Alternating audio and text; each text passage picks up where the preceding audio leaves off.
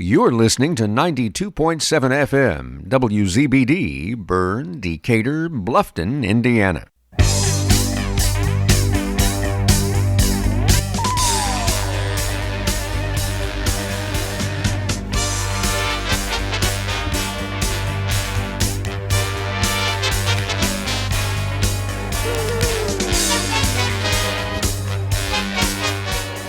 Well, good evening, wrestling fans, and welcome to the first episode of this season's High School Wrestling Weekly, hosted by the Double Eagle Clubhouse Grill, Rex Brewer, along with Dane Fuelling. And Dane, it seems like a couple weeks ago we were just here for the final show of the season, and it's wrestling season already. Well, I think the only way to get over yesterday's losses across the board for everybody is to kick it into high gear for wrestling season. But tomorrow's basically a holiday for a wrestling fan, and it's the first official practice, and not just the first official practice, but the first ever official practice for girls wrestling in the state of Indiana as its own independent, officially sanctioned sport.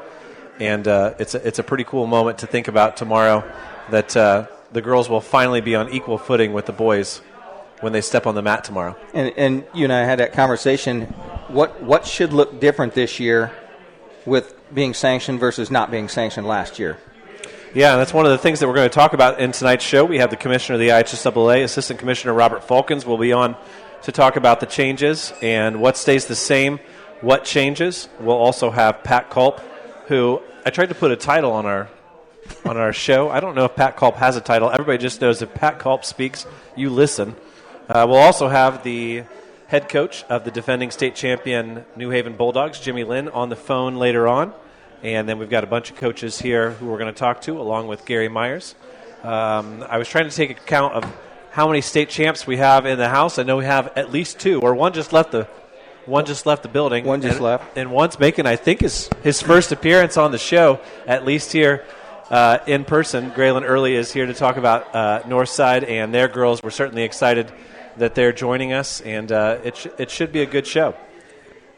You have the schedule like we always have it. We have weigh-ins. We have first period, second period A, second period, first period A, first period B, second period A, second period B, third period A and B, and then the overtime. And we've got a lot of stuff to squeeze into that time frame.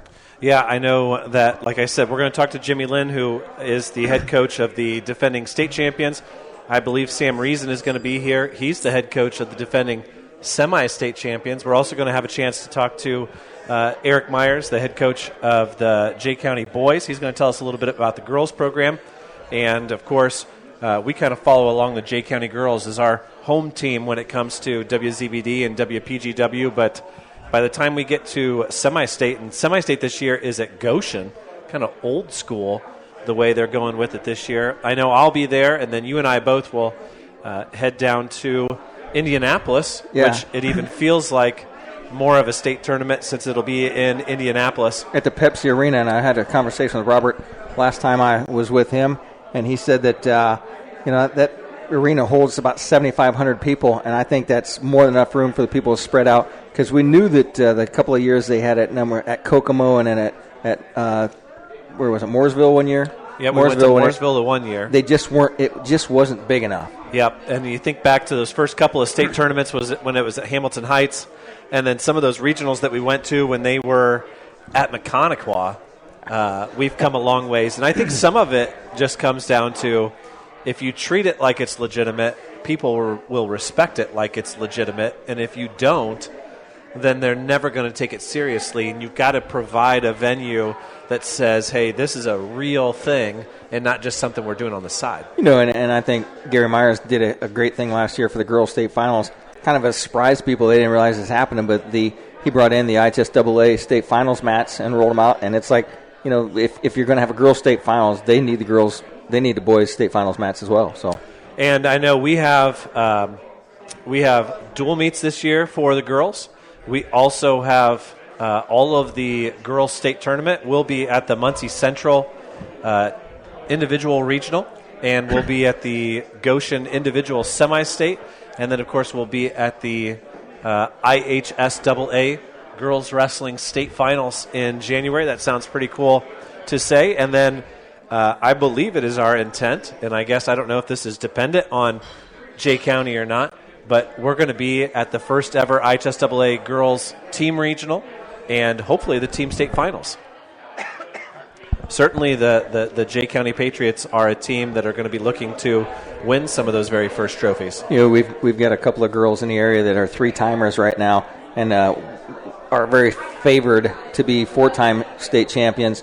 And what's that going to look like? I mean, they're going to count those 3-time state champions, even though now it's sanctioned. It's kind of that crossover, and it's going to be interesting to see how that's handled. Yeah, and we've also got some questions to be asked about grandfathering in and who gets an exemption and those types of things. And there were some decisions that had to be made, right, on are you going to let the girls wrestle the boys who were already wrestling the boys? Do you tell them that they can't? And those are some questions that we're going to ask Robert, how they came to those conclusions. And I know some of those matters are still kind of unsettled, but that's kind of what happens when you hand things over to the IHSAA. They've got to make decisions, and the time has kind of come here. I know there's a board meeting in November, and I think after that, everything's going to be kind of set in stone as to what that looks like. Early on when they started talking about sanctioning, Robert drew a hard line in the sand and said, girls wrestle girls, boys wrestle boys when the sport comes in. He was set firm. I mean, that has never wavered in his mind. Yeah, and then they did decide to grant the grandfathering exemption in for the girls who were wrestling in the boys' state tournament. They said, okay, if you've been doing something, we're gonna make sure that everybody can continue to do that. And if you haven't yet, then you're going to go down the new route, the new avenue that we have. And, of course, I know we've already had a couple of arguments about who gets the exemption and who doesn't, but those are all conversations that make the sport all the more intriguing. And I know we've had this conversation with Robert before. If people didn't care, it wouldn't be fun. Yeah.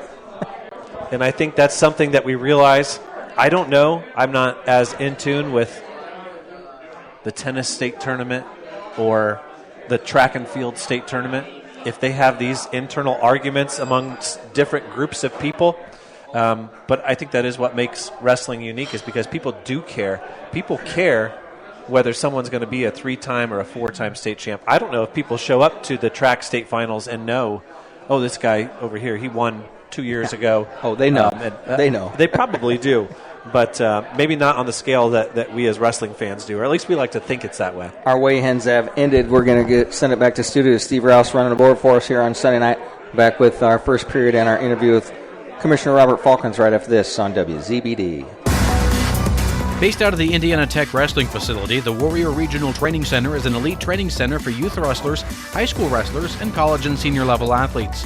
Featuring a college coaching staff with a strong history of developing talent and producing results, Warrior RTC will give any wrestler quality training partners to push them to new levels in the state-of-the-art 25,000 square foot wrestling building. The training is affordable and private training is also available.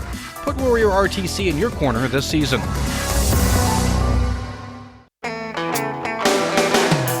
Renowned around the Midwest for his skills and his creative abilities, Nate Bowers and the team at Bowers Paint Studio in Decatur work with a wide range of clients, from collision repair to custom paint jobs for classic cars and motorcycles.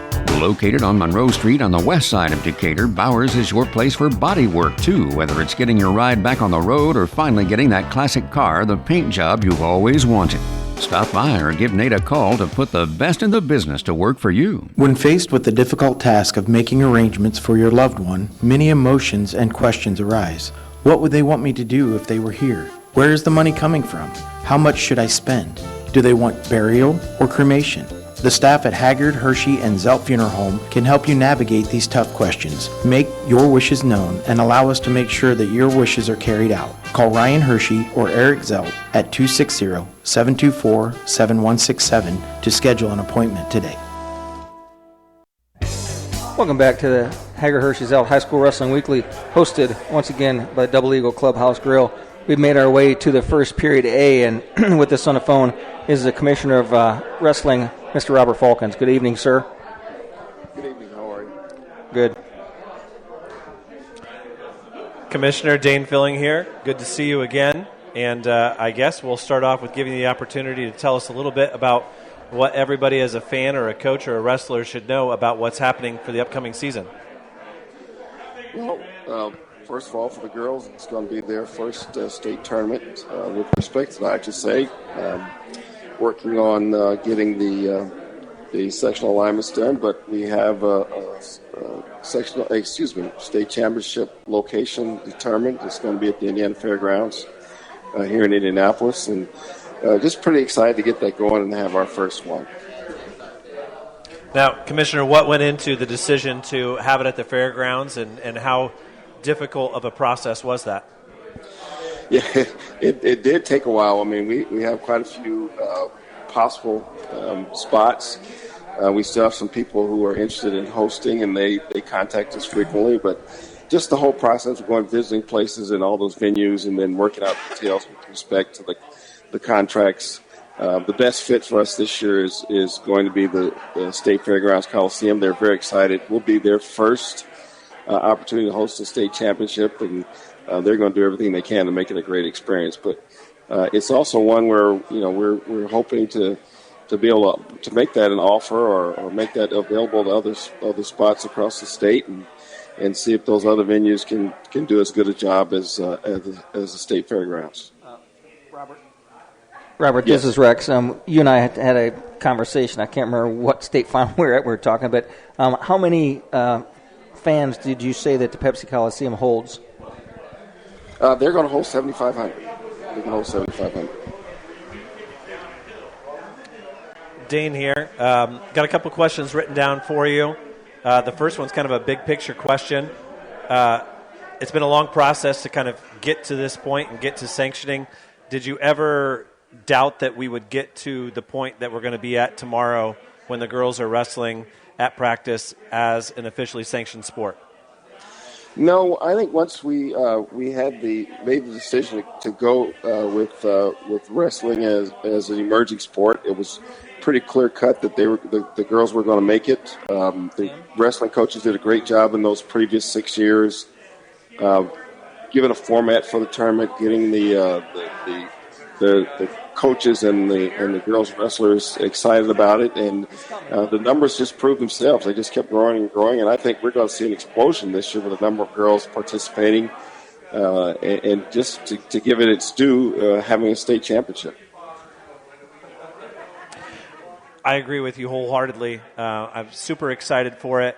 I guess my next question is then, what are you looking forward to the most for the first full official season? I'm just excited to see the number of girls that are participating. I mean, we were about 1,800 last year, girls, and I think we'll get well over 2,000 this year. I think one of the things that we found was that once we made the announcement 3 years ago or 2 years ago that we're going to do it as emerging sports and girls are going to wrestle girls, that was when we saw a huge spike in the number of participants. And I think we'll see much the same this year. I think the more girls we have participating, we'll have more schools participating. And then all that all just leads to just making a better tournament. Now, one of our big topics for tonight is kind of an abstract question, but it's something that's been discussed over the last year or 2 years on our show at least.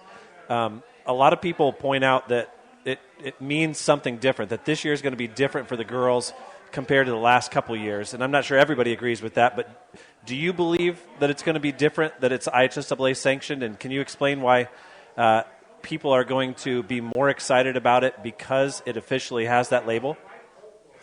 I don't think they'll be more excited. I think they'll be we'll have more people around to be excited. I think what the coaches did over the last few years was make folks understand that girls wrestling is going to be treated the same as the boys wrestling, same format, same procedures. And they did a really good job of getting us to the point where the board was accepted of having girls as a championship sport because of the work that they had done. I don't think there'll be much difference from what you'll see from last year to this year. What I think you'll see is we'll have more people with their eyeballs on it because it is now a sanctioned and championship sport. Robert, Rex here. If you look at the summer wrestling and the big tournaments, Fargo being the one everybody looks to, the insurgence of girls wrestling in Indiana has really grown. There's a young lady who's a multiple-time Indiana state champion here, is a Fargo national champion, ranked number 1 in the nation, in Heather Crawl. And that's the kind of thing that if you sanction your sport in Indiana, it will do nothing but make it grow leaps and bounds. And that's I fully believe it. I think that's when we started 8 years ago with trying to do a separate state championship for girls. We were hoping to get to the point where we'd have enough girls to wrestle in that. I mean, and then the numbers just bore us out. we went from 87 to, like I said, about 1,700 last year, and that's a good growth over 8 or 9 years. Commissioner Dane again. I did want to ask you one quick question. Can you just explain the process that you went through to kind of come to the decision to grant a couple of grandfathering type waivers to a couple of girls, and what kind of went into that thought process, and who was involved?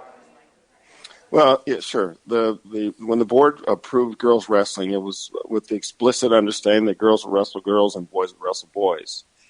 But you know, we had a few girls who've wrestled in the state tournament previously and done fairly well, and we also did not want to deny those girls the opportunity to continue in that tournament and repeat. We had a girl make the podium last year, and we did not want to deny her that possibility or that ability to do the same. And so with a couple of amendments and a couple of quick conversations, we allowed those girls who previously participated in the tournament to again participate in the tournament. But again, it's going to be one side or the other. They're going to wrestle the boys' side or the girls' side. And I think that was a compromise that we came up with at the board. I think it's a great compromise. I certainly don't think it's a hindrance to the girls if those girls who previously participated in the boys' tournament did well, want to again participate in the boys' tournament. That's great for them. I think it's great for the sport. But the initial concern of the board was that girls wrestle girls and boys wrestle boys. Well, Commissioner, I'm sure I speak for Rex and myself here on this, and I definitely applaud you for that decision. Kind of seems like a common sense, logical thing to say, that if you were already doing something, you can continue to do it, and the IHSAA is not going to hinder you from that. And I think it's going to create some great moments here over the next year or two, and certainly going to be a storyline as we get through into this first season of the IHSAA sanctioning. I guess my next question then is, we've got some coaches here on hand. We've got some wrestlers listening at home. What's your advice to coaches? What's your encouragement to them and wrestlers as practice begins tomorrow officially? Well, you know, we had Kayla Miracle talk to our coaches on Monday via Zoom from her home in Phoenix, and she said some very, very remarkable things. And one was that she was very appreciative of the opportunity to wrestle in the state of Indiana. She really relished having that opportunity to wrestle on Friday night at the state finals. But one of the things she said that struck me the most was coach wrestlers and not girls.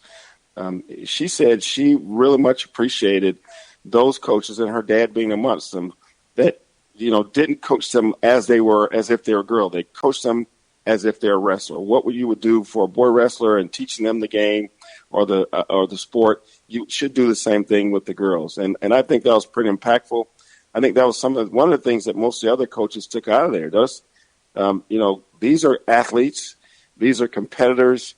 Treat them and coach them the same. And I hope that all our coaches take that to heart, and we really work on having people master their craft, becoming good technicians, and being good stewards of the sport of wrestling. Well, certainly we've been blessed in Indiana with sort of those role models on not just the national stage, but an international stage. And I think it's only going to help our kids, our girls who are thinking about jumping into the sport and having those great role models. So now that we're here, I guess the next question is, what's next? What's the next logical step that Indiana girls wrestling takes in 2 years, 3 years, 5 years from now? What do you expect? What are the IHSAA's expectations? I think we just want to continue. We want to get the first one under our belt, and then we want to continue to grow the sport. I mean, you think about this. We've gone from 83 wrestlers to about 1,700 last year. those numbers should be on the same par with the boys. So it's what we're going to shoot for. Currently, we only have a 3-week tournament for the girls because we don't have the numbers. We'd like to get to the point where we have a sectional, regional, semi-state, and state levels of the tournament. But that's going to require us to grow the sport, grow more wrestlers, more schools that wrestle. And that's the overarching goal right now. We want to make those tournaments look exactly alike, and much like we did for other sports. As we grow the sport, we'll get to those points. But right now, we want to make it the best experience we can for those girls who are wrestling. So when they look back in 30 and 40 years, they will really look back and say, this was a great experience and something that would make sure my daughter would want to continue to do. And I'm very, very proud of what I've done. Now, Commissioner, I know I've talked to Pat Culp a little bit in the last couple of months. Do you have any details that you're ready to announce as far as the team tournament goes? No, not yet. We're still working on that. The format, we have a really good format, but it's just the details that we have to work out.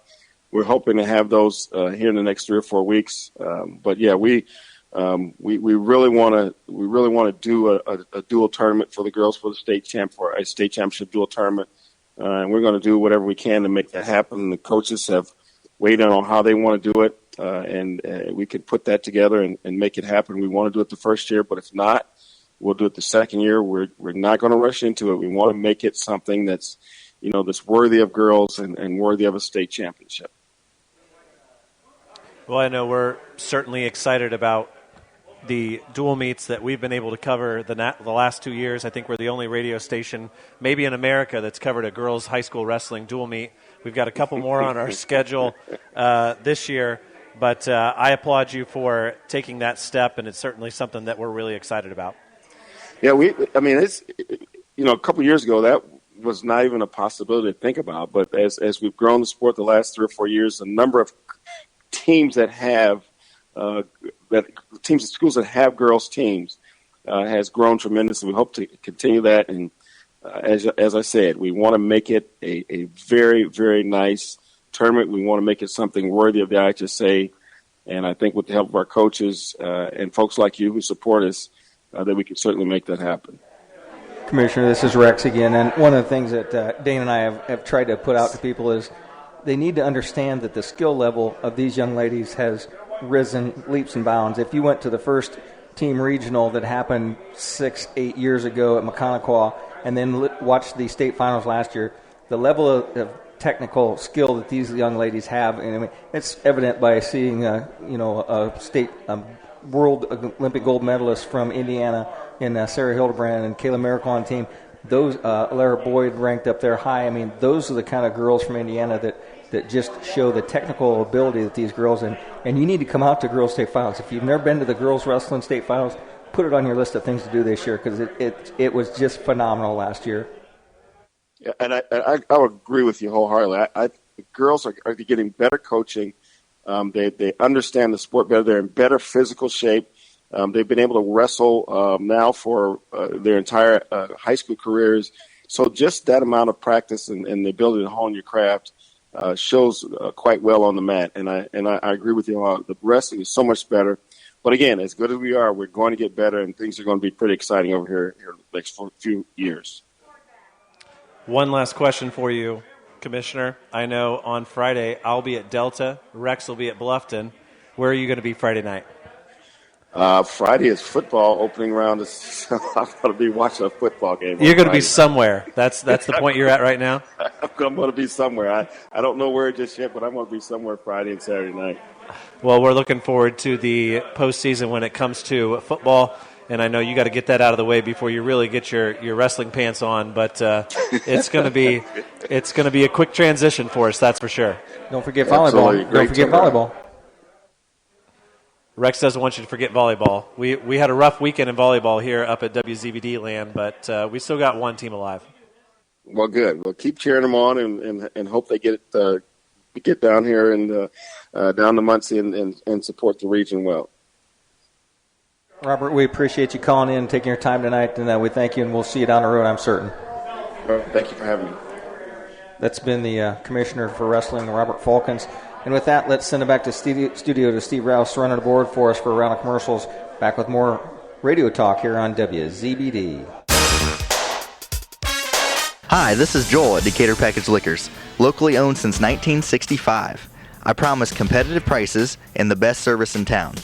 We offer bulk buy discounts for weddings, graduation parties, and other big celebrations. Special orders are also available and highly recommended. Don't forget about Wine Wednesday, where you get the best savings. Come on, guys, it's where your friends shop. Decatur Package Liquors, with the best service and variety in town, now with locations in Monroe, Byrne, and Markle.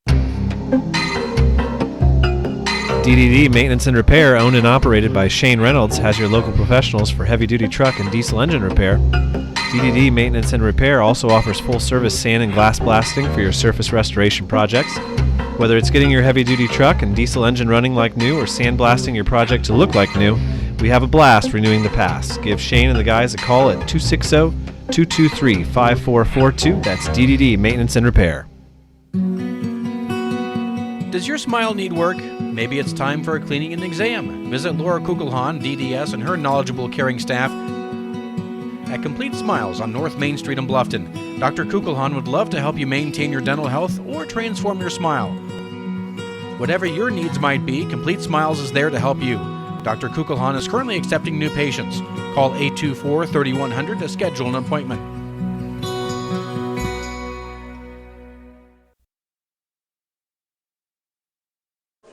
Welcome back to Hager Hershey's High School Wrestling Weekly, hosted by the Double Eagle Clubhouse Grill.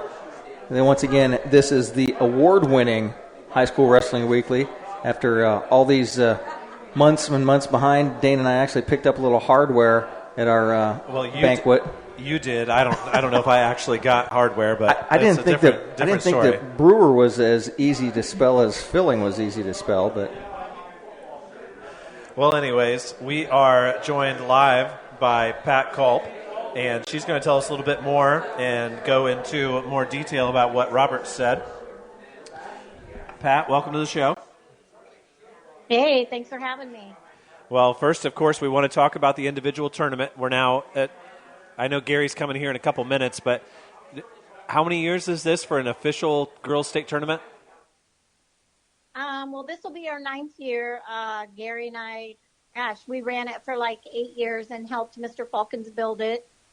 So we're very thankful that the IHSAA will be taking it over this year.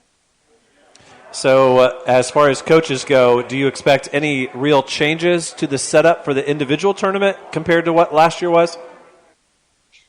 No, I don't see any real changes because, since we've been building this, we always follow the rules that Mr. Faulkens wanted us to follow so that when he was ready, it was a smooth transition. I don't see any big changes whatsoever.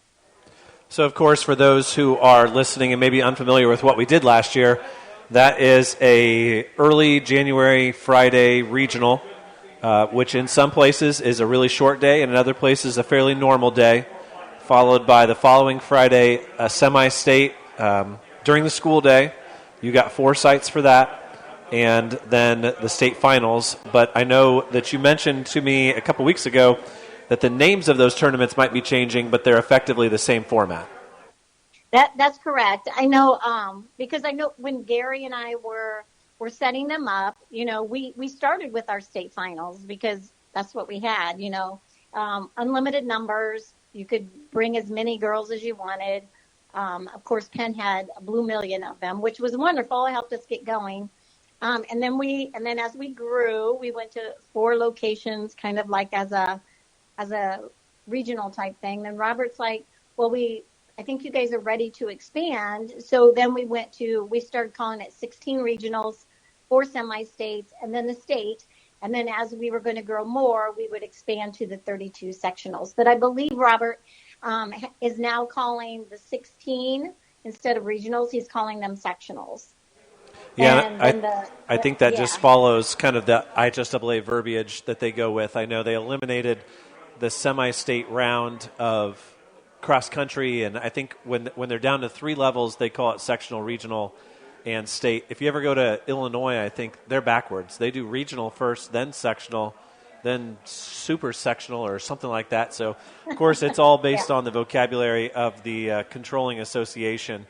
But I know we asked Robert, I don't know if you were listening earlier, but we asked him about the setup for the team tournament. He said that he still had some details to iron out, so we'll skip over those questions. Well, and that was something that Gary and I are planning on doing this year. So is the team state duels. I don't know anything about Robert stepping in on that yet. Yeah, and then you have a big change, and this is really important for coaches. I was talking to the Northside coaches here before we went on the air. You got a new pilot program from USA Wrestling. Coaches probably should check their email inboxes if they haven't seen it already. Why don't you tell us a little bit more about that? Oh, yeah, we're so excited about that. So we've been working with Robert on this for about 18 months. So we wanted a system that was all-encompassing, also wasn't expensive. You know, the current event management system just keeps raising their prices. So what we've been working on is Indiana to be the pilot state. USA Wrestling has a new event management system, which will eventually replace track wrestling for most people. But in the meantime, we started working on, for Indiana, weight management. Instead of going to the IHSAA to do the weight management, Robert wanted to start off with the girls, see how it went, pilot it, get the coaches' feedback on it, etc. But what's really nice is not only will this track their weight management on a day-by-day basis, it will also, when they enter an event, will also tell them if they can be at that weight yet or not. It also will record all their stats, like all their takedowns, reversals, etc. It will also, once they have their rosters in there, those rosters can just be uploaded to the event that they're going to. It will have all their schedules on there. They just click a button to upload their rosters. It's just phenomenal. It's amazing. We love it. Now, I know we've got a lot of coaches who are listening in tonight and, of course, listening to the pod as we go through the week, as we push it out on Indiana Mat and on our social media. Do you have any advice for coaches who are thinking, you know what, we ought to host a tournament, or we ought to be looking for some dual meets against some teams that are our size or our ability levels? What kind of resources are there out there for head coaches who are trying to build their programs? Yeah, so I noticed that if people are looking for duels, they've been putting a lot of that out on Indiana Mats, just looking for duels. But on the IHSGW.net website, there is a tab for invitationals. All the invitationals that we're aware of are listed out there. I think there's about 18 to 20 of them right now. And so if the school actually sends us information about that, we'll attach that, and you can click on it and get more information, like ask to contact, etc. But we have quite a few of them out there as of right now. If they do want to host an event, and we are using the new USA bracketing system for the girls, get a hold of me. We'll get it all set up, and we'll send somebody there to run that for you. So, Pat, I'll ask you the same question that I asked Robert just a few minutes ago. Sitting here tonight, knowing that tomorrow everything's official and the girls are fully on equal footing with the boys, did you ever doubt that we would get to this point 5 years ago, 10 years ago? No, I didn't have any doubt. And I just think that a lot of it is Gary and I tried to work hand in hand with Robert and make sure we did things the correct way. It always wasn't popular with some other coaches and stuff out there, but we wanted to make sure that if we wanted this to be successful, that it was ready to hand off to him by following his rules. And he was heavily involved with all of this. So we're just glad to see that all of our hard work has finally come to fruition. So, Pat, this is Rex. We've all learned that you either work with Robert because you don't want to work against Robert. But, you know, he's a great guy to work with. I'm telling you, he is a great guy to work with. He listens. He honestly listens. He gives us our, feedback that he feels. We had great communications. We truly did. So, Pat, Dane again, I'll ask you the same question that I asked Robert. Now that we're here, what are your expectations for what this tournament, what this sport in Indiana looks like 2 years from now, 3 years from now, 5 years from now? Oh, man. it's kind of exciting just to think about it. It definitely is going to grow this year for sure. My goal is hopefully, 10 years down the road, we have 10,000 followers like the boys, and we can get into a huge arena, just like the boys are in. But I don't think we're ready for that yet. We still want it to be special for the girls. We want to grow into it. We want to make sure they have a huge following to where they can actually hear the crowds and things like that. But it's the excitement of the growth is in the next 3 to 5 years is going to be phenomenal. And Pat, I think the way we do that is that we make sure that we push everything we can to fill that Pepsi Coliseum. If it's going to hold 7,500 people, I think we make sure that thing's filled up so that the state and the IHSAA understands that these girls need that big venue, because the last couple of years we understand that Kokomo was too small, Mooresville was too small, and put them in the Pepsi Coliseum I think is the right move to do, but you got to follow through and you got to fill that place up. Yeah. I mean, Kokomo has been a great venue for us, and it was amazing, the electricity in the air last year. It was just amazing, and that's what I want to have at the Pepsi Coliseum. Pat, Dane again. I know that as I look through our broadcast schedule and what we have planned, the word Friday comes up a lot. Is there a timeline, or is there a hurdle that you think that we pass where the girls eventually move to Saturdays along with the boys, or how do you see those things going along? Do you see it to a point where the girls get their state tournaments on Saturdays, and just like girls basketball, it takes place completely opposite the boys' season, or what do you think that ultimately looks like? Yeah, I think their seasons will still stay the way they are. However, I think that the Saturday state tournament series will come to fruition.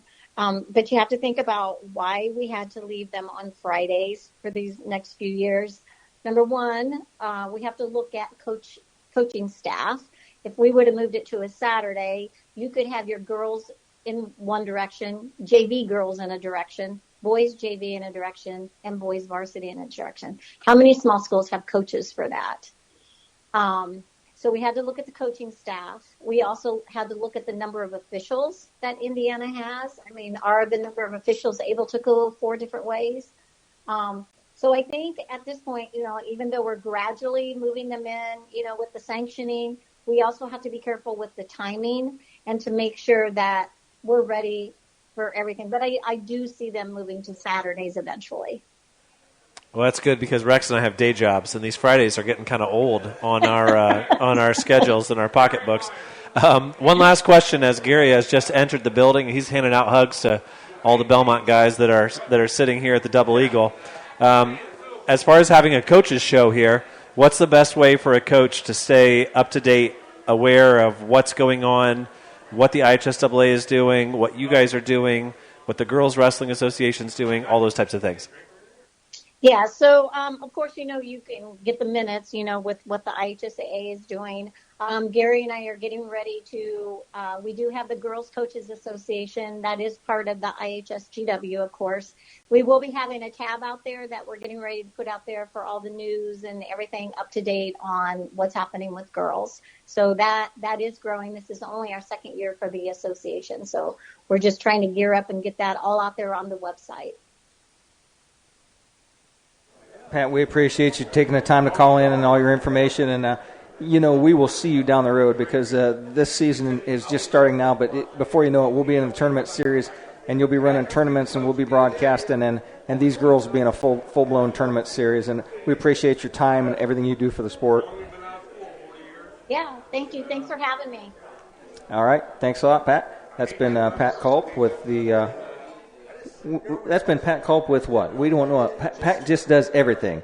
Just wrestling. Pat Culp with wrestling. Pat just does everything. So with that, let's send it back to studio. Steve Rouse running the board for us, back with more wrestling talk, and Coach Jimmy Linn of the defending state champ New Haven Bulldogs right after these messages. Wygand Construction in Fort Wayne is building landmarks that impact the lives and communities we serve. At Wygand, we believe that our most important responsibility as a building contractor and construction company is to stand by our commitments to our clients and to our community. That's why we believe in supporting high school athletics. where our local teenagers show their commitments to their teammates, their coaches, their schools, and their communities. Wygant Construction. Trust. Well built.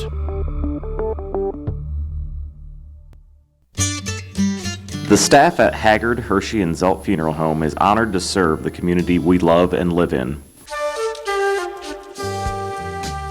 Locally owned and operated by Ryan Hershey and Eric Zelt, we understand that each family we serve and each life lived tells a unique story. Our goal is to offer comfort, care, and dignity to all who entrust their loved ones to our care. We are proud to call Adams County our home and look forward to serving you for generations to come. Welcome back to the award-winning High School Wrestling Weekly, hosted by the Double Eagle Clubhouse Grill, Rex Brewer and Dane Fuelling. And Dane, we've had two powerhouse guests on so far tonight. You know, and the commissioner and Pat Culp is basically an assistant commissioner as well. I'd say she's officially assistant commissioner as well. Yeah, but now we've got the defending state champ on the phone. Welcome to the show, Coach Linn. Hey, thanks for having me, guys. I appreciate it. Well, we wanted to take this opportunity to have our listeners tell us a little bit about the defending state champs and what we can expect from them this year. I know I've already got circled on my calendar. You guys will be wrestling Jay County. We'll be covering that match on December 12th on the radio, and we're certainly looking forward to it. What can you tell us about your team heading into tomorrow's first practice? Yeah, we're excited about things coming into this season. We've got, tell you the truth, I think we're going to have probably about 10 to 15 girls, quite a bit returning. So we've got Olivia Bodie and Heaven Gardner and April Lagner, and then we have the Ocampo girls, but we're not really quite sure what's going on with them altogether yet. We know Juliana is going to be participating with the boys this year, so we will be without her. And East is still kind of up in the air right now, and we got some good. We had some good freshmen, or will be freshmen, coming in from 8th grade last year. So we're really excited. Hopefully, trying to fill a little bit more spots than we did last year. It's kind of hard to tell. I think we'll probably start off with quite a few girls, then you never know whether they're going to stick with it or not. Kind of just feeling things out early. So. Yeah, and we fell in love with the stories of a couple of your girls last year through the state tournament. I know Heaven Gardner is a girl that we talked to a couple times, semi-state, state finals, some great raw talent, some great basketball jokes being told with her. And then Olivia Bodie seemed like a leader for your team last year and somebody who can really sort of bring those 8th graders from last year into the high school team. And then I was glad that you brought up April Lagner because I was going to ask you about her. I remember her ticket round match last year against Leffers from Central Noble. She's somebody who didn't score for you guys last year at the state finals, but probably somebody you're counting on for some points this year. Absolutely, yeah. She's another raw talent, very similar to Heaven Gardner. Last year was her first year wrestling. She lost that match to Leffers at semi-state 2-1, and I think Leffers placed 4th. So I'm really looking for her to, be on the podium this year somewhere. And you talk about Olivia Bodie. She's been a 3-time placer for us, and every year she just seems to, climb a little bit higher and higher. She really wants that state title. She's been putting in some work, and obviously she's got some more to do. And she's been a leader for us in the off season as far as just kind of trying to recruit girls. She has a text thread going, trying to get everybody on the same page. So I would consider her, a strong leader for us. So, Jimmy, this is Rex again. If now that IHSAA has sanctioned girls as an official sport, do you see more and more local area schools hosting bigger and bigger girls tournaments to increase the number of matches that those girls get? I know that you had a couple of triple duels, and pretty much some of the area schools showed up. Do you see that as a thing that coaches need to put on their list of things to do this year? Yeah, they should. I really hope that happens. I kind of looking forward to kind of seeing what happens this year as far as numbers go for just sanctioning purposes. I'm not sure exactly if the numbers are going to greatly jump or not. I know we've grown so much in just the last couple of years. Our team, we kind of held steady. We never have an abundance of girls, but we did have a couple more girls interested. And as far as tournaments go, I know Columbia City's doing a real big tournament this year. We're really excited about, very similar to kind of what an Al Smith is, but for girls. We're in that one. We kind of try to get as many opportunities as we can for our girls to wrestle kind of while our boys are. For example, when you guys do our J County one, our JV boys will be wrestling at the same time. It just makes a lot of sense where I think the girls are right now. If you can kind of tag team, if you will, as far as some boys wrestling and some girls wrestling, just to get as many matches in and get as fans involved. I think that's the way to go early in these sanction stages. So, Coach, tell us a little bit about your, I guess, two questions here. Tell us a little bit about who your coaching staff will encompass, and have you made any additions to your schedule? Do you have any more dual meets, or is it still kind of a Saturday-based schedule? We have a full schedule this year. So, like I said, we're going to do a lot of dual boys and girls stuff. So we start we picked up Homestead for our boys schedule, and Homestead has a little bit more girls this year, so we're going to do a girls duel with them. We duel Garrett kind of in the same fashion. Our boys varsity will duel, and then our girls will duel as well. We still have Prairie Heights on our schedule for girls. The J County, obviously. We do Columbia City early on. I'm not exactly sure. I can't remember who the sixth person is right now, the sixth team is. And then we have Saturday meets, and we've really talked about we're still in the process of doing an NE8 girls tournament. We're haven't quite narrowed it down yet to a date or whether we're going to do it or not, just because some coaches are concerned about being able to get more matches on a regular Saturday, big time meet versus our conference, and where not every team fills. So we have a full schedule. So yeah, all of our points are full. Excited about that. Our coaching wise, we kind of tag team boys and girls. So tomorrow, it'll be our boys staff, basically starting with our girls staff. We did bring on, Kaylee Bussard, she's a 4-time qualifier, and she placed twice at girls state. She's going to be a volunteer assistant. She's really excited about it.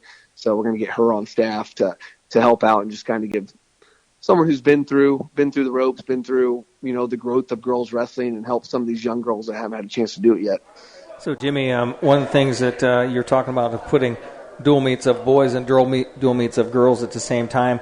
There's people that have talked a lot about at some point in time, the growth of the girls tournament would allow them to have the boys tournament and the girls state tournament together simultaneously. And do you think that is something that by bringing the two sports together and getting people used to seeing the boys match at the same time as the girls match is something that would help promote that big dual state tournament?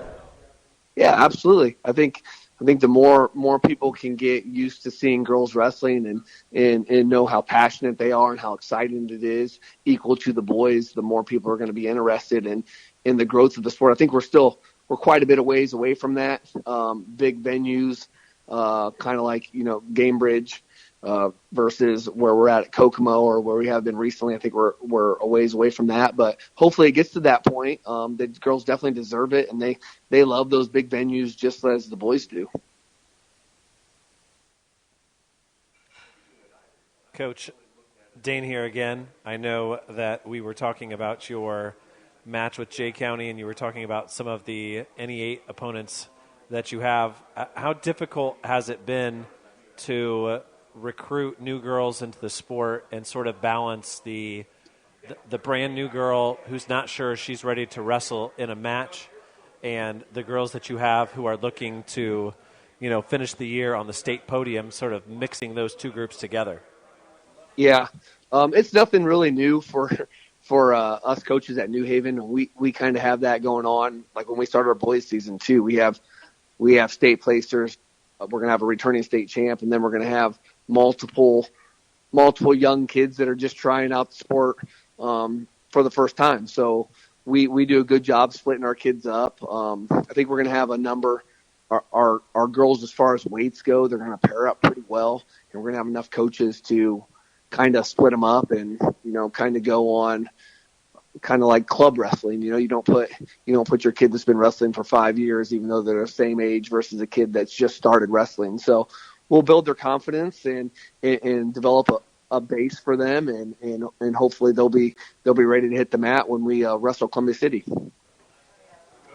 Coach, I know you and I talked earlier this week or last week, I think it was, and you were describing some duties that you had as the boys coach and as being part of the girls coaching staff and as the main fundraiser for your wrestling club. Do the duties of a wrestling coach ever cease, or do they just continually add on? I wish they did kind of slow down a little bit. And when I stopped coaching football, I coached football for 18 years. I was an assistant, and I was a head coach, and I did wrestling the entire time. I really thought when I stopped coaching football that I'd be able to slow down a little bit, but really, there's just more things to do for wrestling, and it helps our program as well. I try to keep involved in every facet, every level of our program. But there's always something to do, and it's exciting. It keeps me involved. It keeps our youth knowing who our varsity coaches are, there's kids in our program I've known since they were 5 years old because of that. So it's exciting, and no, the answer is obviously no. They never stop. There's always something to do. Now, I know we were talking earlier to Commissioner Faulkens about the difference between sanctioned and sort of just off to the side the last couple of years and what that's going to mean. But I know Rex and I pulled up next to you guys last year at Kokomo in the rain in January, and you guys walked into that gym having not won the semi-state. We're looking at the defending semi-state champion right now over here at the table. But you walk out with the state title, and maybe you didn't get as much credit in local media that you thought you were going to, or that may change this year. But I think deep down inside, you guys really love the sport, and no matter who gives you the credit or whether you get a TV highlight show on Channel 15 or 21, you guys found success last year, and it's got to make you feel better about going into this year and sort of that excitement of, can we do it again? Can we build on what we started last year? Absolutely. We got a great base coming back, even without the possibility of both of our Ocampo girls. We got solid leaders, and just like everybody else, so regardless of what kind of publicity we get or what kind of media attention we get, we're still gonna practice hard. We're still gonna wrestle tough, and we're gonna build our younger girls. And I like to take pride in the fact that when I feel like both boys and girls, when it comes tournament time, we're usually wrestling at our best. Very rarely do I look back on things and think, we really didn't wrestle to our potential. So that's really our goal. When it comes tournament time, girls or boys, we're gonna be ready to wrestle, and we're gonna put a quality product on the mat. Well, Jimmy, we appreciate you taking the time here on Sunday night to call in, and you're always more than welcome to join us here on Sunday night at the Double Eagle. You've been here multiple times, and you know what kind of atmosphere it is, and there's a lot of wrestling coaches in there tonight, and we do appreciate you taking the time to call in, and we wish you success as tomorrow starts the season. Absolutely. We're really excited. Thanks for the opportunity, guys. I appreciate it. That's been Coach Jimmy Linn of the defending state champion for the girls' side of the New Haven Bulldogs. Let's send it back to studio for a round of commercials and back with the Iron Bear himself right after this on WZBD. Based out of the Indiana Tech Wrestling Facility, the Warrior Regional Training Center is an elite training center for youth wrestlers, high school wrestlers, and college and senior level athletes. Featuring a college coaching staff with a strong history of developing talent and producing results, Warrior RTC will give any wrestler quality training partners to push them to new levels in the state-of-the-art 25,000 square foot wrestling building. The training is affordable, and private training is also available. Put Warrior RTC in your corner this season.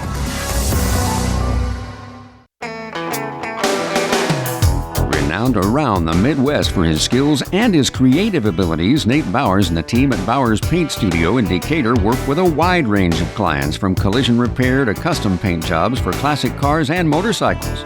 Located on Monroe Street on the west side of Decatur, Bowers is your place for body work too, whether it's getting your ride back on the road or finally getting that classic car, the paint job you've always wanted.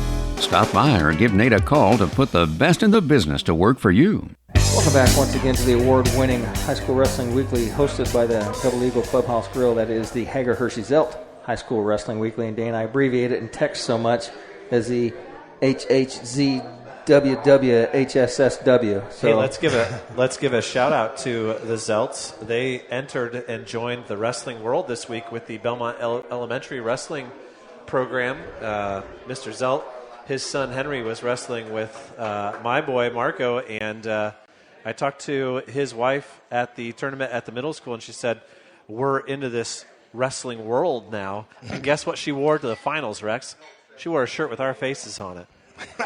Well, anyways, we're here with Gary Myers. And, Gary, it almost feels like a holiday. Yes, the relief. Tomorrow we're going to celebrate, and then we're going to get down to work, and we're going to put aside this idea of trying to fight for what we deserve, and we're on equal footing, and now we're going to move forward. Yes, we're going to enjoy the fruits of our labor, and what an exciting time for the girls of Indiana, and now they have a voice, and we don't have to keep pushing behind the scenes. I'm quite frankly surprised that we've taken this far to make it happen, but it's just you got to break down a lot of barriers on way of people's thinking, and but the girls are responsible for the push. Like, they kept pushing. We want a voice. They kept wrestling all over the United States. And here we are in the state of Indiana, one of the last to sanction women's wrestling. But the fact is it's sanctioned. So now we just go from here and keep improving the tournament, keep improving locations. And I am excited to see these new rules. Yeah, and it certainly seems like, talking to Commissioner Faulkens and some other people involved in the sport, it certainly seems like the IHSAA has an open mind, an open ear to some things that you guys want to accomplish, some things that, maybe somebody who's not completely 100% in tune with the nuances of the sport might not even think about, and then they listen to those ideas and they say, oh, actually, that's not a bad idea. I'm willing to try that. Yeah, and that's exactly how the conversation went between me and Mr. Faulkens the day I walked into his office. And I said, hey, let me put together the girls' state championships, and let me show you what it looks like. And then when you're ready to take it over, it'll be a seamless effort. You can take it over whenever you're ready. No harm, no foul. Just let me know when you're ready. And it took 8 years, but the fact is that we are here. So, well, tell us a little bit about Hamilton Heights and about your team and what you, now that you've gotten over that big hill for your statewide role. Go back to your day job, the thing that you're most passionate about. What, the wrestling in general? Yes. So we have 21 girls that showed up for our call-out.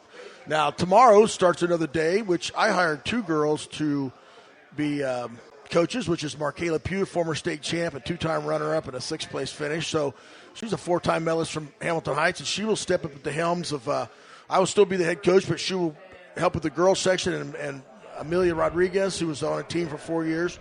So those 2 girls will head this up. I'm going to support them, and I want to try to give them as much control as I can. And we will run the room together with the boys and girls. The girls on one side, the boys on the other. We're just going to run it, and we're excited. Now, we were 2-time state runner-ups. I still think we have the formula to get in that top 3 this year. I mean, we got Kendall Moe, 2-time state champ. She's in Bahrain right now in a USA tournament over there. She's on Team USA for AAU. And then we have Zoe Pugh coming back, who was 6th place 2 years ago, but blew out her knee last year, and now she's back as a senior. And that's Markayla's sister and Zoe's sister. So those girls combined, if Zoe can win a medal this year, win a whole thing, they're going to have 10 medals between those 3 girls. They're all sisters. So, but anyway, so we have a couple of girls that are going to step in at Wrestle for us, and I hope to be in that top 3 this year, man. I'm going to put that out there right now. So, Gary, as the IHSAA is in charge now, do you see your role changing, or do you think Robert's going to lean on you and Pat just as much, if not more? Okay, so we've been in several conversations with Mr. Faulkens. So Pat is still going to put this tournament together. I'm still going to be the tournament director. I'm still going to try to make this as seamless as possible. Make sure all the table work's there. Make sure the refs are together. Randall Hayes will run the refs. And I'm just going to make sure I'm going to keep doing what I've been doing just to make sure nothing happens. It doesn't go awry. So being at Pepsi Coliseum is another step up. I wanted it really at Ball State Worthington Arena, but I just couldn't get it nailed down.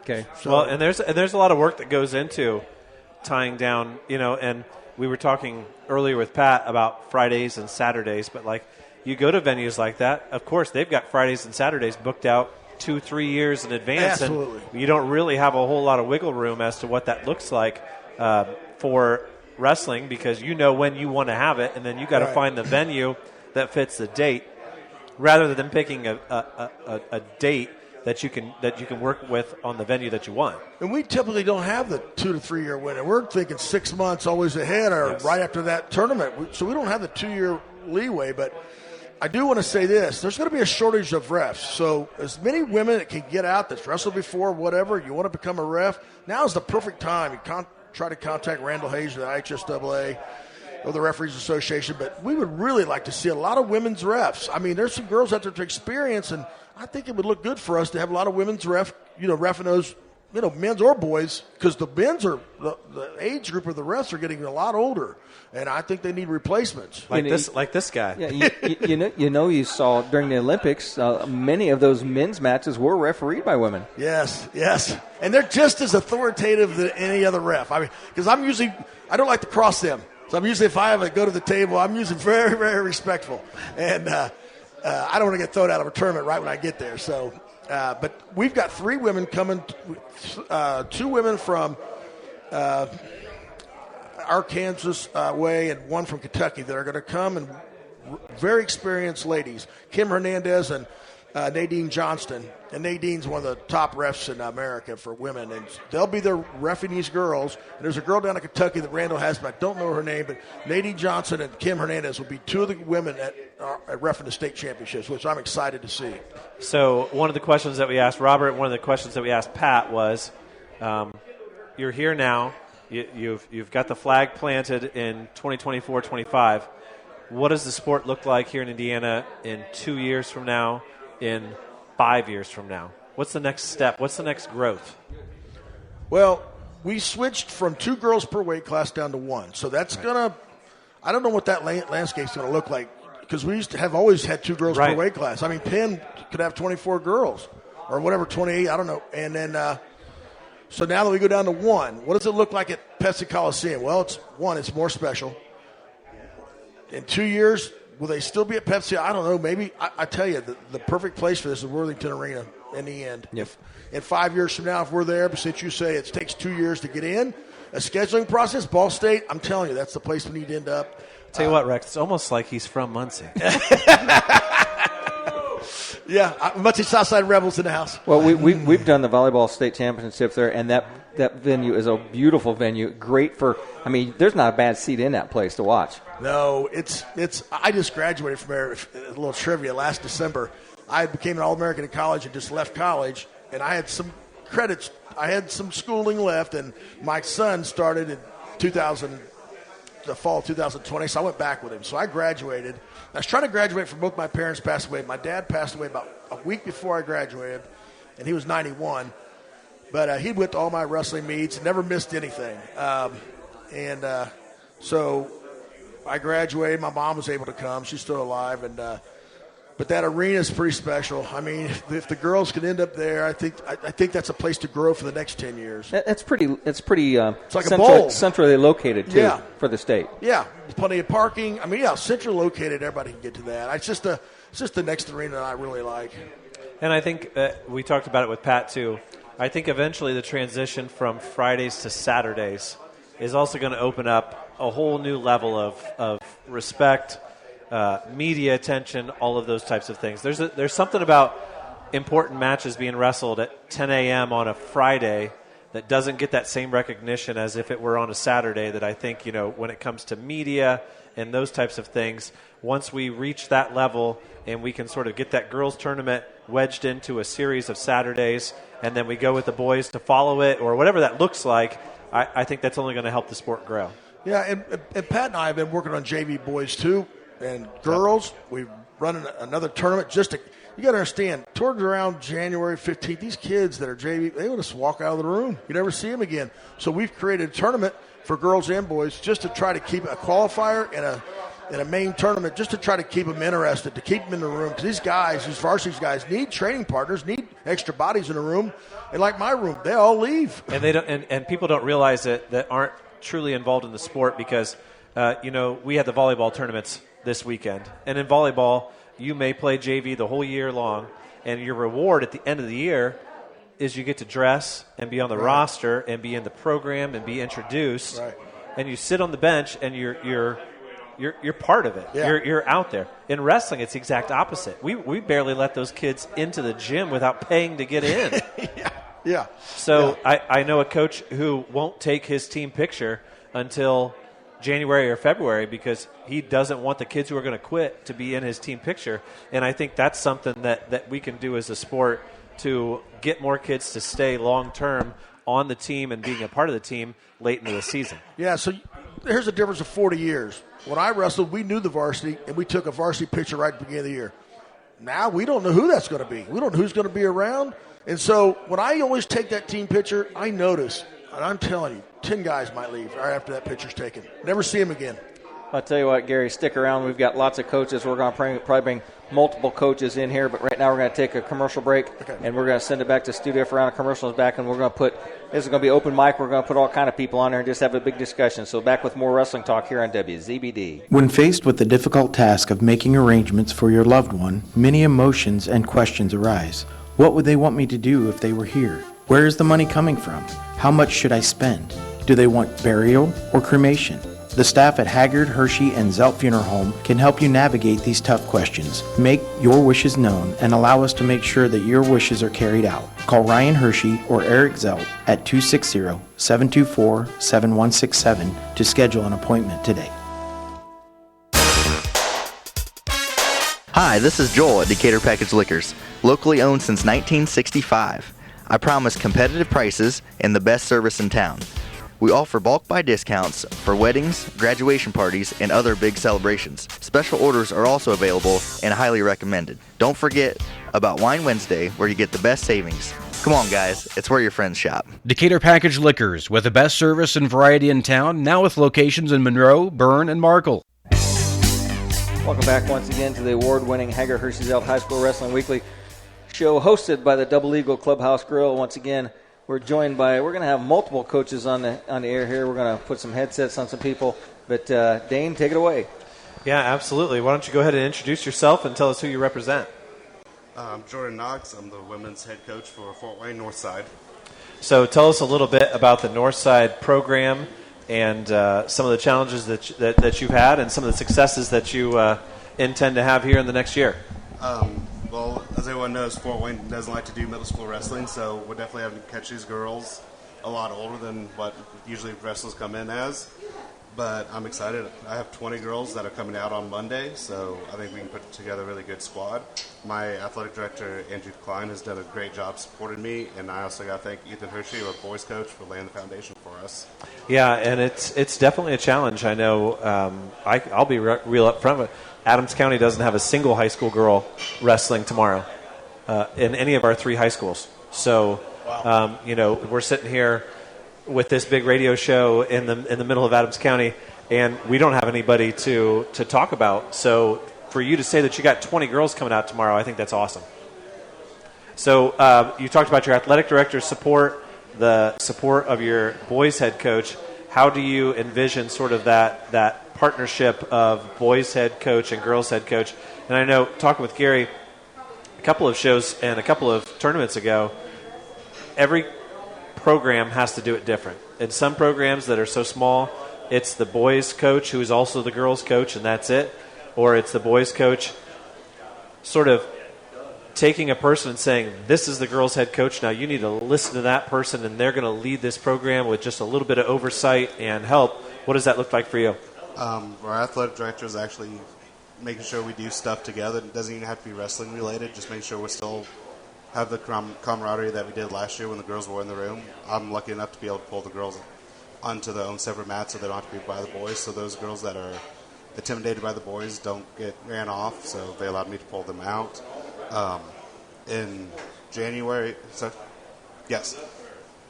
beginning of December, we'll have a double duel. We'll travel to Central Noble with our boys team, and we'll have a double duel with Central Noble with the boys and the girls, both wrestling that night. And I think that's a great idea to take sort of an established event that's going to be there, right? And to be able to sort of parlay that into a double. We've seen it up at Columbia City the last couple of times that I've been up there. And it hasn't even been, the last time that I was up there was Adams Central against Columbia City in boys, and he throws on another mat, hires a second official, and the one time he had Brebuff there, the one time he had Jay County there. But, as a wrestling coach, you got to be innovative. You got to find ways to make things work. make things sort of coincide with each other, whether it's transportation or officials or whether it just comes down to money? What can you overlap that can benefit both groups of kids? I agree, and that's definitely what we're talking a lot. And I was busy. Our boys head coach was busy reaching out, and we were able to set up a true schedule, just like what the boys have. We have 6 duels, 4 home, 2 on the road, and then we have 6 tournaments, along with a conference tournament this year in January and at the end of December. A conference tournament at the end of December. That's awesome. I was unaware that you guys were doing that, and I know you were talking about, well, Jimmy was talking about trying to get an NE8 conference tournament, but all of those kind of things are things that 2 or 3 years ago we weren't even thinking about. We weren't thinking about a conference tournament. Like we've only got 3 girls in our conference. We can't possibly do that. And now all of a sudden those things are popping up. Gary, why don't you talk a little bit about how your girls team interacts and meshes with the boys and the girls? Okay, so we've always had, it used to be boys kind of fill up 3/4 of the mat and the girls would be kind of over in the corner. But and they wrestle each other. But like Markayla, when she got so good that she needed to branch out, like her brother was in a room and it was on our team, and she trained with him. But we've never had one issue in 8 years of them both being in a room at the same time. We expect the same out of everyone. We tell them to try to keep up, but we've run that group together. We've never had any problems. I mean, not one problem. It's been awesome. I've got 8 coaches in that room. Every one of them donating their time for free. So we don't have to worry about money of trying to pay coaches. They volunteers. And bringing in 2 girls that used to be in our program that know the protocol is awesome for us. If you got girls that have been in that program that can come back and coach. Now we're also joined now by Sam Riesen, the head coach of the East Noble Knights. And I know we've talked before about the challenges that you've had as far as sort of splitting your time and your coaching staff between the boys and the girls. And last year with team state and hosting tournaments and all types of things. Describe to us how East Noble's handling that situation. Yeah, I think it's really interesting to hear the different perspectives on that. We have everybody's the same. Sounds like we're more like Hamilton Heights where, we're kind of one program. We have 2 separate teams within that program, but all the coaches are working, with the girls and with the guys. And, sometimes we got to get creative on, last year we had team state and girls semi-state, and we hosted a tournament all that same weekend, and we were able to get it done. And it kind of takes the whole wrestling community to get that through. But I think if you're willing to work for it, like you can get it done. But it's also interesting to see the teams that have split to have totally separate girls and guys teams, and it'll be cool to see how that goes in the future. And how long you can keep them together for. I'll just say this. I hated it. We tried to separate at the beginning of last year. I hated it. I don't feel like it brought us together. It was too much work. So us being in the same room at the same time, we all were on the same mission. I liked it. Well, I do think that there's something to be said. I cover sports through all 3 seasons with WZBD, and I've had conversations with coaches, whether it's been girls soccer and boys soccer. And one of the things they always say is, I wish that we could find a way to mesh our schedules more so that the boys could be a more active part of the girls' season. Yeah. And those things usually get scheduled so that the boys never get to see the girls play. Right. And the same thing is true often for the basketball teams. At that, you would think, Indiana being the hotbed of basketball, that you would have this great relationship between the symbiosis between the girls' basketball team and the boys' basketball team at all of these high schools, but that really isn't how it works anymore. Right. They really don't mesh, and sometimes there's almost animosity between the 2 teams, between the 2 sexes, because of the way the schedule works or whatever, the way the sectional field works or anything like that. And I think that's one thing that we have going for us is the way that the girls' programs and the teams have grown up with the boys' teams. It is that support and that level of respect from the boys to the girls, and vice versa. The girls being there to support the boys. And, let's face it, in today's world, you don't get a whole lot of student body support for a sport like wrestling anymore. Yeah. And to all of a sudden have those girls come up and be there in the crowd or mat side or on the bus for the boys tournaments, it's actually kind of a net positive for your boys team. Yeah, I feel it definitely helps our girls team a lot, having practicing with the guys and having that intensity within the practice. And I also feel like the girls team, helps the guys program. They'll ask a lot of questions that, you tell a guy to do something, they'll just jump right in there and do it. And the girls, you have to break it down a little bit more, which, helps me as a coach, because we had just a situation this week at Open Mats where a girl asked a question. I'm like, man, I didn't even think about that. And so it just helps you to make the whole program better, I think. So I like having them both together. So what does the first week, 2 weeks of practice look like before the boys' season starts for your program, likely with a lot of newcomers, but sort of sprinkling in some of the experienced girls? What does that look like for you?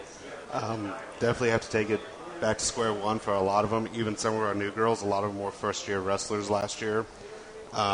We do have a few returners. We do have a state qualifier coming back in Kira Park, but definitely our top girl last year, Jackie Shackelford, graduated last year and is now wrestling at Manchester. So a lot of it is just us working to try to get them caught up. I know the boys are still in preseason, so maybe sprinkling in with them and seeing what they can do to help us out and what we can do to help keep them on track for their goals as well.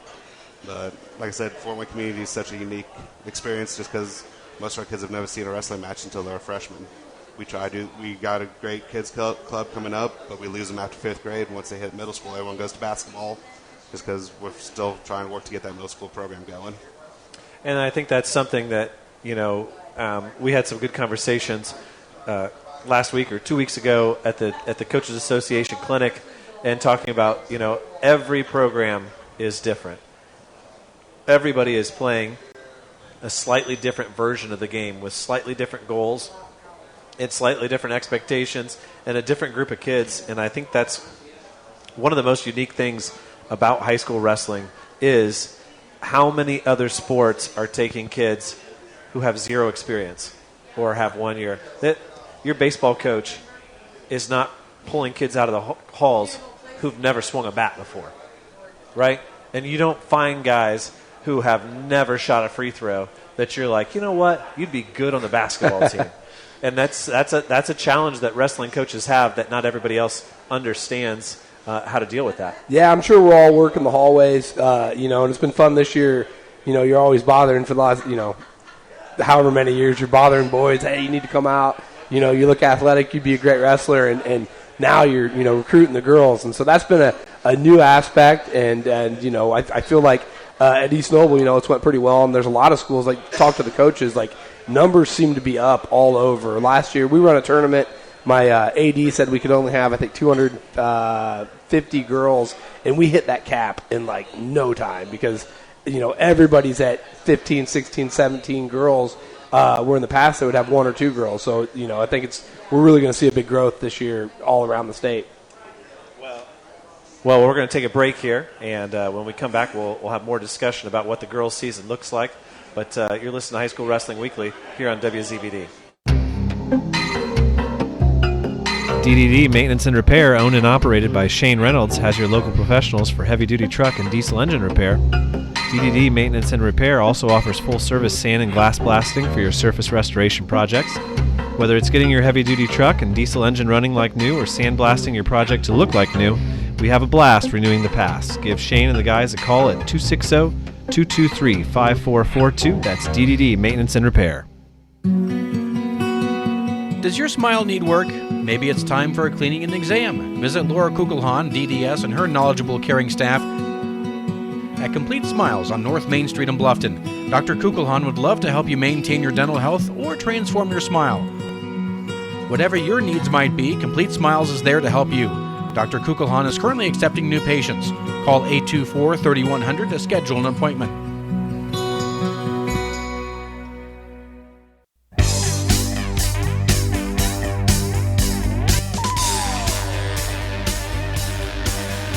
To the Double Eagle for the Haggard, Hershey, and Zelt High School Wrestling Weekly, hosted by the Double Eagle at Cross Creek. And gentlemen, now's the time of the night where we describe the food that we ordered when we walked in. I know for me it was the turkey melt. Sam, I know you ordered a basket over there. Yeah, I had the 75-cent wings. They were pretty good. We saw lots of wings being dished out earlier in the show. What did you have? Unfortunately, I haven't grabbed anything yet. Oh, you haven't got anything yet? Okay. Well, like Coach Graylin early had some really good wings over there. He was so interested in his wings that we couldn't convince him to come over here and get on the mic. We'll get there eventually before the night's over, I think. But let's go back to our discussion of sort of starting the season and what that looks like for coaches and scheduling. And I know there's someone out there listening right now, whether it's live or whether it's Monday on the podcast or Tuesday when they see it on Indiana Matt, who's thinking, the only thing I'm worried about right now is figuring out how to run a practice for girls that's going to last me 90 minutes or 2 hours. I can't even begin to think about picking and choosing what my tournaments are or where I'm going to go. What advice do you guys have for a new head coach who's trying to find exactly where their program fits? And let's be honest, it doesn't matter what sport you're doing. And once again, Rex and I cover all kinds of sports for WZBD. If you don't get your schedule right, you can really impede the progress of your team, both from a motivational standpoint and just from a physical developmental standpoint. We've got a Belmont soccer team who they've got an established program, and they set at the beginning of the year, they find themselves 3 or 4 matches that they cannot win. We are not going to win any of these matches. And then from there, he figures out who his girls are, and he says, those are the toughest teams you're going to face all year long. And then from there, they go forward, and this year's team lost the first 3 games. They won 16 in a row. They made it all the way to the regional finals, and they had this great success. You know, not everybody can do it that way, and you've got to find the right sort of formula for your program going forward. I was lucky. All the coaches I reached out, I've been able to set up 6 duels on the season. So we start November 5th with Garrett at home, and Coach Krause always does a good job of having wrestlers battle-tested and ready to go. So I know that's going to be a tough night for us against some experienced girls against some inexperienced girls. Yeah, and I talked to Coach Book just a week ago about the Garrett team, and they've got some exciting young ladies that they're really happy about being on the team and sort of growing their program. And transfer window is good for them. It's one of those things. You know, one of the things that I enjoy the most about the girls wrestling season, especially the last 2 years, is having been involved in the boys side of things for the last 15 or 20 years. You've got those established programs. You've got those schools that you know are going to be here and there, and you know that if East Noble scores this many points at this tournament, that's a disappointment. Or you know that if Northside finishes at this point in this tournament, like, wow, that's awesome. But you get to these girls' tournaments, you have no idea. You see somebody from McCutcheon who's awesome, and you haven't seen much from McCutcheon on the boys' side of things. You see something from Northeastern who hasn't had that much success on the boys' side of things, and you're like, wow, they've got wrestling. And I think it's even more impressive than that you've got those girls who are succeeding where there isn't boys' success necessarily, and they're doing it almost despite the fact that they don't have the boys' success. But then I think it also, how can that not help build your boys' program when the girls are having success? Yeah, you know, I mean, last year we were lucky enough to win the semi-state on the girls' side, and our boys won the regional tournament. And you know, like I said, it's both teams, I think, really helping each other. I think they feed off each other, and there's a lot of camaraderie in the room. Going back to the scheduling discussion, that was one thing that, like, with our tournament shutting down, like, after we capped it at 250 girls, the expectation, I think, is that there'll be new tournaments that will start popping up, and hopefully that happens as there's more of a need for it, which there already is. We tried to get in the Rochester tournament, and they were already full this year, so, like, and we'd been on it from the start. So hopefully some schools decide, hey, we're going to, you know, these 2 weekends are full, let's throw a tournament in there, and then they start filling up too. And that's kind of what I thought. Like, my AD was all worried, you know, if we had, you know, a couple hundred girls at our tournament the last couple of years, it's like, well, somebody's going to start a new tournament and siphon some of those girls off, and it's just going to grow naturally like that. And I think that Coach Rowles and I were talking about that. There's just a natural growth that's going to take place, and you just got to have some patience. And, you know, hopefully the ADs are understanding of that it's going to be a process, but it's going to grow and grow and grow, and eventually, you know, hopefully look like just what the guys do. And I think one of the big challenges for coaches and coaching staffs and getting coaches is the fact that 2 years ago, at least, you know, at Belmont when we had two pretty good girls who were juniors and seniors the last couple years ago. It was like, if you want those girls to wrestle, it's 2-hour drive. It's get up at 4 a.m. and drive 2 hours, maybe in the opposite direction of where your son's wrestling for the boys' side of things. Yeah. And I think as we grow and we find, every weekend that there's a south of Indy tournament and a north of Indy tournament and a northern Indiana tournament, that becomes that much easier. And, you still want to get competition from other parts of the state, but when you have to only drive 45 minutes or an hour, that makes the day so much easier for those girls, and they get to see more varied competition as everybody sort of meshes around. Yeah. What have you found as far as scheduling goes and weekends and how that's worked? So is that an organic thing, or is that something that requires sort of cultivation from the powers that be? No, me and the AD, Kurt Ogden, we just sat down in September and started right away lining up our tournaments. I said, let's do the tournaments first, and then let's worry about dual meets. But here's one thing that we were able to do. We had a lapel dual meet on a Monday night, and they have a girls' team, and Pendleton Heights has a girls' team. I said, why don't we just do a triple dual, whatever you call that, with the two teams, the three girls' teams on that Monday night. But what we're going to do is a senior night. So to the coaches out there, I would be thinking if you're having a dual meet with the boys, try to bring the girls in. Like, we're going to run 2 mats. We're going to have girls on one mat, boys on the other. We're going to run a dual meet that night. It's just the girls are going to get an extra match. But we're also going to declare that night senior night, because the girls have never had a senior night. We've been running the state championships for 8 years, and the girls have been going with the boys and walking out on the boys' night. But this will be girls wrestling, and they'll be able to showcase their skills, and it'll be senior night. So, and then now I'm just down to 2 dual meets. I need 2 dual meets. I got 4 dual meets into 6 tournaments. I just now need 2 dual meets. And but you got to understand, our window is from November 1st to January 30th. And then the sectional starts. So I only got so many weekends to do things. I got 8 weekends to do something. That's 6 tournaments, right? Now I've got duels I got to try to filter in during the week. So, and you're also trying to coach them.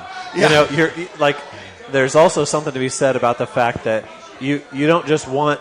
It's not just about finding matches. Anybody can find matches, but you also want the ability to have them to get a match in, and then be able to coach them after that with a sufficient amount of time where they can get better. And I know Rex and I, and this is kind of on a related note with the emerging sports and everything, but like we saw it last year with boys volleyball.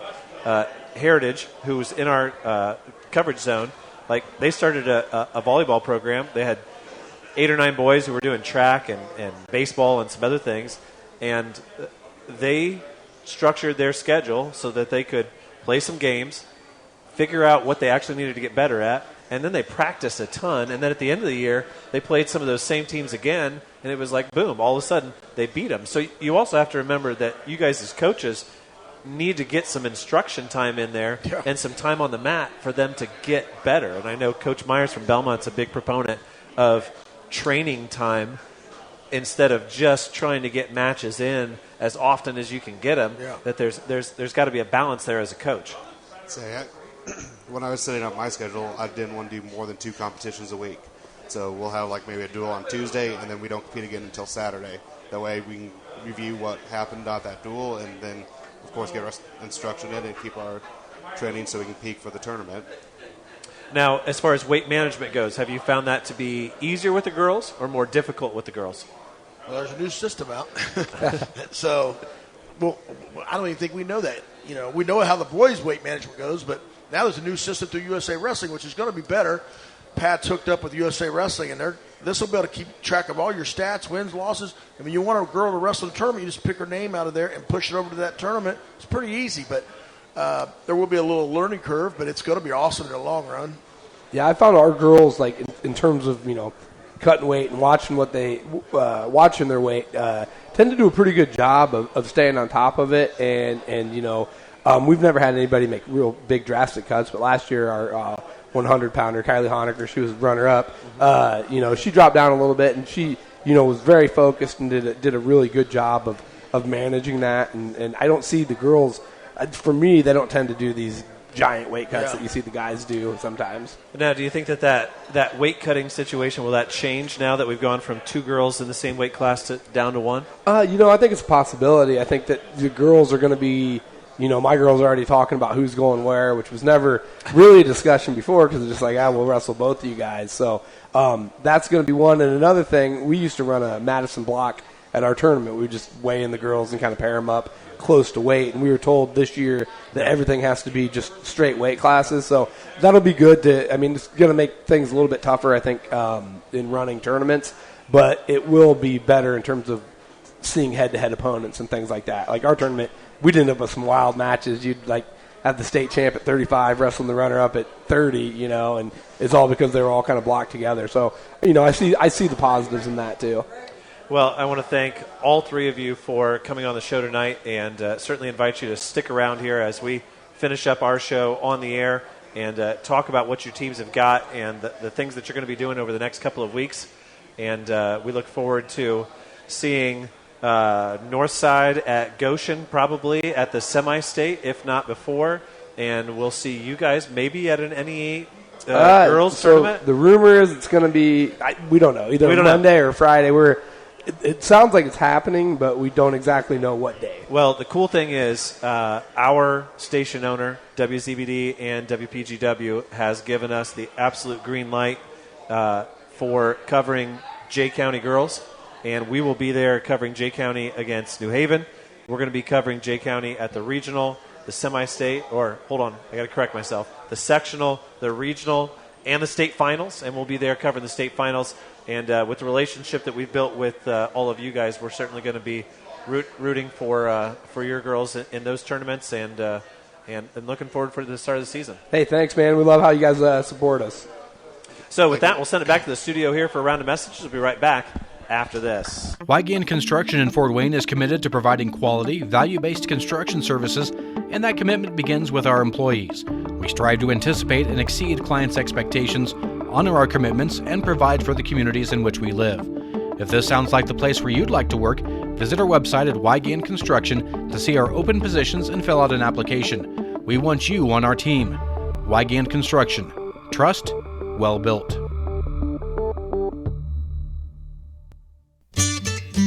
The staff at Haggard, Hershey, and Zelt Funeral Home is honored to serve the community we love and live in. Locally owned and operated by Ryan Hershey and Eric Zelt, we understand that each family we serve and each life lived tells a unique story. Our goal is to offer comfort, care, and dignity to all who entrust their loved ones to our care. We are proud to call Adams County our home and look forward to serving you for generations to come.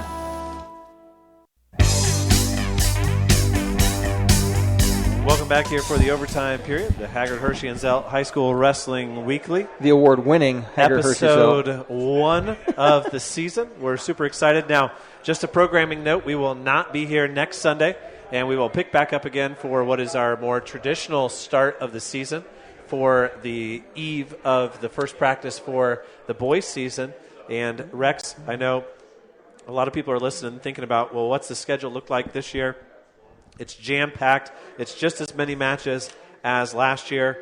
Our first match that we'll have on the air is the Friday before Thanksgiving as we bring you Wawasee and Belmont. That'll be live from Belmont. Thankfully, we don't have to drive all the way up to Wawasee this year. The Belmont and Snyder match has been moved to the Tuesday before Thanksgiving, and that Tuesday before Thanksgiving kind of has a special place in my heart. That's when Belmont should be wrestling. It won't be their opening match, but I think that one will be a good one. We've got some great matches. We are traveling far and wide. We'll be at Cowan. We'll be at Bishop Dwenger. We'll be at Norwell. We'll be at Jay County. We'll be at Heritage. We'll be at Columbia City like 17 times. Yeah, every time we think we're going to not go to Jay County, we'll end up at Columbia City. We'll be at Mishawaka. We will be at the Pepsi Coliseum at the State Fairgrounds. All of it as part of our wrestling coverage on WZBD, and it's another full season. And that's just talking wrestling, Dan. We're not done with our other sports. I mean, you've got scheduled for this week that we're going to follow Heritage through the volleyball tournament. We've got football running off. So, we've got just a plethora of sports here on WZBD. Yeah, the Pacers are back. Don't forget about Radio Auction tomorrow. We've got the Pacers on Wednesday, and then we've got a doubleheader of football games on Friday. You're headed over to Bluffton with Manny for the Adams Central and Bluffton rematch. I'll be with David down at Delta they take on Heritage. And then on Saturday, we'll have volleyball regional with Heritage taking on Newcastle. We'll have our very first Purdue basketball game of the year. Then on Sunday, we'll have the Colts again as they travel to Houston. And then don't forget about a week from Monday is the Calathumpian Parade. The last fall radio auction comes the night after that. And then when we come back into November, it's sectional semifinal football. I anticipate us having an Adams Central game to do. I think Heritage slightly favored against Delta. That's going to be a tough game. They're going to, if they do beat Delta, they're going to have to play Mississinawa, who's undefeated and is going to be 10-0 at that point. And I do think that we're going to get a South Adams win against Union City this week. So we may have 3 football games to do on November 1st. And then, boom, from there, it's High School Wrestling Weekly, it's girls' matches, all those types of things. And I'm already getting excited. He's talking about Northside having 6 dual meets on their schedule. Like, that's something I want to go see and watch and see what those teams, we've covered the girls' state tournament from the semi-state before, but a lot of times that's the first real look that we get at some of those girls. And now, with the rankings on Indiana Mat, with dual meets happening on Tuesday nights and Thursday nights, they're going to have an SAC tournament for girls wrestling. There's just so much to follow this season. We'd like to thank all the coaches for coming down, and we look for a big crowd of coaches because you've changed, and the Wrestling Coaches Media Day has kind of went away, but we're still going to invite all those coaches in here pretty much like we did for the girls' opening night in 2 weeks. And I took a picture and sent it to the judge and said, "Judge, we miss you." So hopefully the judge will make it back in for week number 2. He told me he was going to try to make it, but he was in Maine, so he didn't think that the drive time was going to be sufficient. So, but it's pretty cool. We've got people who drove from Jay County, Noble County, from Allen County. That's the kind of following that we get on Delaware County Sunday nights, and from Delaware County. Sorry. And we know Nat Wood is listening, and looking forward to calling some matches with Nat. I know I look at that schedule. It's like, wow, we got to do a match from Delta. We got to do a match from Cowan. We got to go to Muncie Central. Yep.